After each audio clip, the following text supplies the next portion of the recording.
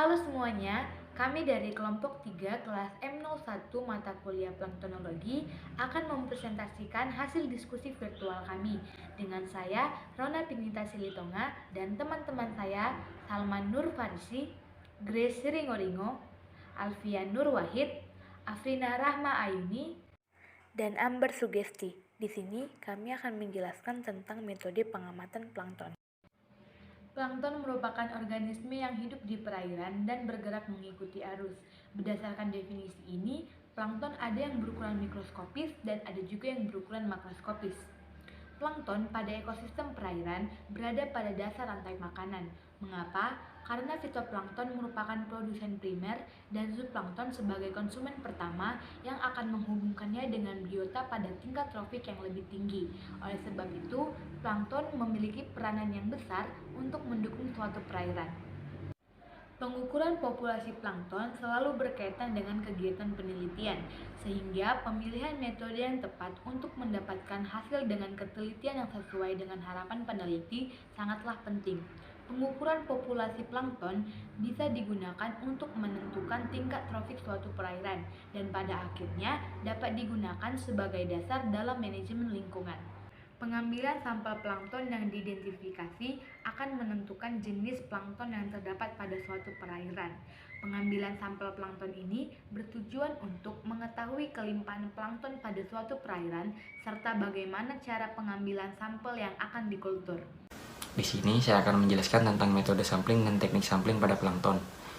Yang pertama yaitu metode sampling. Metode sampling yang dilakukan secara kualitatif bertujuan untuk mengetahui populasi dan jenis-jenis dari plankton. Pengumpulan plankton secara kualitatif ini bisa dilakukan dengan cara menarik jala plankton secara horizontal ataupun vertikal. Sedangkan metode sampling yang dilakukan secara kuantitatif bertujuan untuk mengetahui kepadatan atau kelimpahan plankton yang berkaitan dengan distribusi waktu dan tempat. Pengumpulan plankton yang dilakukan secara kuantitatif ini bisa dilakukan dengan cara menyaring sejumlah air dengan volume tertentu. Yang kedua yaitu teknik sampling. Teknik sampling bisa dilakukan dengan dua cara, yaitu secara langsung dan secara tidak langsung. Teknik sampling yang dilakukan secara langsung bisa dilakukan dengan cara melakukan identifikasi plankton dengan mikroskop dengan tujuan untuk mengetahui tingkat kelimpahan dan jenis dari plankton. Sedangkan teknik sampling yang dilakukan secara tidak langsung bisa dilakukan dengan cara menggunakan metode produktivitas pencairan dengan tujuan untuk meninjau tingkat daya dukung perairan. Sampling menggunakan tabung air atau water bottle. Sampling dilakukan dengan mengambil air laut pada kedalaman tertentu menggunakan botol 100 ml. Pada wilayah pantai di mana kelimpahan planktonnya yang tinggi, sampling untuk plankton berukuran kecil atau fito atau non-plankton. Sampling mendapatkan air sampel 1-50 liter. Selanjutnya ialah sampling menggunakan Van atau Nansen Bottle Sampler. Tabung Van atau Nansen Bottle Sampler terbuka dan diturunkan pada kedalaman tertentu. Tabung Van atau Nansen Bottle Sampler akan ditutup dengan menggunakan ring atau besi pemberat sehingga pada bagian atas dan bawah akan tertutup. Metode sampling menggunakan pompa hisap. Ujung pompa diturunkan hingga kedalaman tertentu, lalu air ditampung dan disaring. Keuntungannya, volume dan kedalaman bisa ditentukan, sedangkan kelemahannya, volume air dibatasi oleh diameter pipa. Metode sampling menggunakan plankton net. Menggunakan bahan nilon yang berbentuk kerucut dengan mulut melingkar dan di ujung terdapat bot. Untuk fitoplankton berukuran 31 cm dengan ukuran mata jaring 30-50 mikron. Untuk zooplankton berukuran 45 cm dengan ukuran mata jaring 150-500 mikron. Plankton net untuk ikioplankton berukuran diameter 55 cm. Metode pengambilan sampel plankton. Pertama, metode horizontal. Metode pengambilan plankton secara horizontal ini dimaksudkan untuk mengetahui sebaran plankton horizontal. Plankton net pada suatu titik di laut ditarik kapal menuju ke titik lain. Jumlah air tersaring diperoleh dari angka pada kilometer atau dengan memberikan jarak di antara dua titik tersebut dengan diameter plankton net. Yang kedua, metode vertikal. Meletakkan plankton net sampai ke dasar perairan.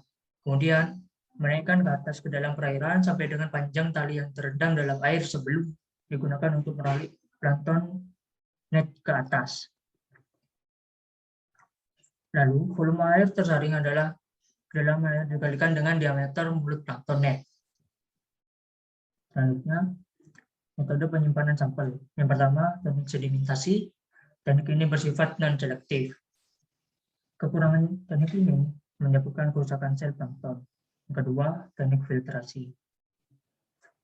Dengan menggunakan filtrasi dengan filter membran 0,45 mm, kalau tidak salah. Kelemahan teknik ini terutama fitoplankton yang memiliki membran sel yang lemah akan mudah rusak. Yang ketiga, teknik sentrifusi. Teknik ini dilakukan untuk mempercepat pengendapan sampel. Tetapi teknik ini dianjurkan untuk mengukur hasil yang teliti secara kuantitatif karena bersifat tidak menghancurkan sel plankton. Metode penghitungan populasi plankton ada dua, yaitu yang pertama ada Phytoplankton Counting Unit dan yang kedua ada Phytoplankton Counting Camber. Nah, untuk Phytoplankton Counting Unit sendiri yaitu dilakukan untuk mempermudah perhitungan karena seringkali sampel dari lapang diperoleh dalam kondisi yang beragam karena jenis fitoplankton hidup berkoloni, berfilamen, dan sebagian lain soliter. Nah, prinsip metode Phytoplankton Counting Unit sendiri yaitu bahwa masing-masing bentuk, baik yang berkoloni, berfilamen, maupun soliter, dihitung sebagai satu unit.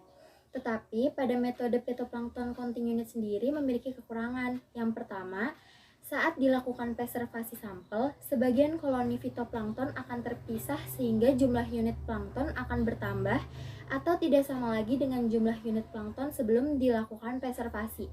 Kekurangan yang kedua yaitu hasil perhitungan tidak dapat menggambarkan kelimpahan fitoplankton secara kuantitatif karena satuannya bukan individu per mililiter sampel, melainkan unit fitoplankton yang ditemukan. Metode yang kedua yaitu Phytoplankton Counting Camber. Nah, penghitungan populasi plankton dalam sampel umumnya menggunakan counting cell atau camber yang mempunyai volume terbatas dan luasan yang siap untuk densitas populasi. Dalam perhitungan, peneliti yang berpengalaman akan dapat mengenali dan membedakan partikel organik mati dengan plankton. Counting camber yang sering digunakan dalam studi tentang plankton diantaranya yaitu yang pertama ada Sedgwick-Rafter atau SR counting. Menurut Lee Grisley dan McDermott tahun 2010 menyatakan bahwa SR counting merupakan alat yang biasa digunakan dalam penghitungan plankton karena mudah dan menghasilkan data yang bagus jika digunakan mikroskop yang standar. Tetapi pada metode Sedgwick-Rafter atau SR counting juga memiliki kekurangan, yaitu tidak bisa digunakan pada perbesaran objektif tinggi. Nah, proses pengisian sampel metode penghitungan dengan SR counting atau Sedgwick-Rafter sendiri yaitu yang pertama, menaruh cover glass melintang di atas sel. Tujuannya agar tidak terjadi gelembung dalam air. Yang kedua, memasukkan sampel dengan pipet. Yang ketiga, masa tunggu sampel agar menetap atau settling rate kurang lebih 15 menit. Yaitu selanjutnya menghitung plankton pada bagian dasar chamber. Dan yang terakhir, plankton yang tidak mengendap seperti blue-green algae dihitung secara terpisah dan hasilnya dijumlahkan. Pengamatan dengan alat ini ditunjukkan bagi mikrozooplankton dan fitoplankton dengan menggunakan mikroskop perbesaran 200 kali. Jumlah plankton yang dihitung berdasarkan SR counting dapat dihitung menggunakan persamaan jumlah satuannya mili sama dengan C dikali 1000 mm pangkat 3 per L dikali D dikali W dikali S. Yang kedua yaitu Palmer and Money atau PM counting. Menurut Francoeur et al. Tahun 2013, PM counting dirancang terutama untuk menghitung fitoplankton berukuran nanoplankton. Sampel yang akan dianalisis dimasukkan pada PM counting dengan menggunakan pipet melalui saluran yang tersedia pada chamber di mana cover slip sebelumnya telah diletakkan di atasnya. Sampel pada chamber kemudian dibiarkan 15 menit agar mengendap. Fitoplankton kemudian dihitung dan beberapa lapang pandang yang diambil secara acak. Perhitungan jumlah plankton dengan menggunakan PM counting ini yaitu persamaannya jumlah satuannya milimeter sama dengan C dikali 1000 mm pangkat 3 per A dikali D dikali F. Nah, yang ketiga ada hemositometer. Menurut Legrisley dan McDermott tahun 2010, alat ini umum digunakan untuk menghitung jumlah sel darah pada laboratorium standar bidang kedokteran. Namun, alat ini juga bisa digunakan untuk menghitung jumlah sel plankton. Alat ini khusus untuk menghitung jumlah sel plankton yang padat agar hasilnya tidak underestimate. Untuk sampel yang berasal dari lapang dengan populasi plankton yang beragam atau soliter koloni filamen, tidak dianjurkan menggunakan alat ini. Alat ini mempunyai grid yang berbentuk garis yang dilengkapi dengan counting plate. Tiap grid pada alat ini luasnya adalah 1 mm kuadrat dan mempunyai kedalaman chamber 0,1 mm. Sampel yang akan diamati diteteskan dengan pipet dan perbesaran 450 kali. Hasil perhitungan jumlah sel pada grid dikalikan 10 pangkat 4.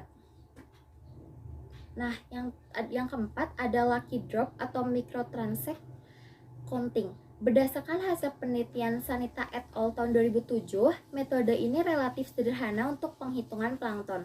Penggunaan metode ini terutama untuk menghitung sel yang padat.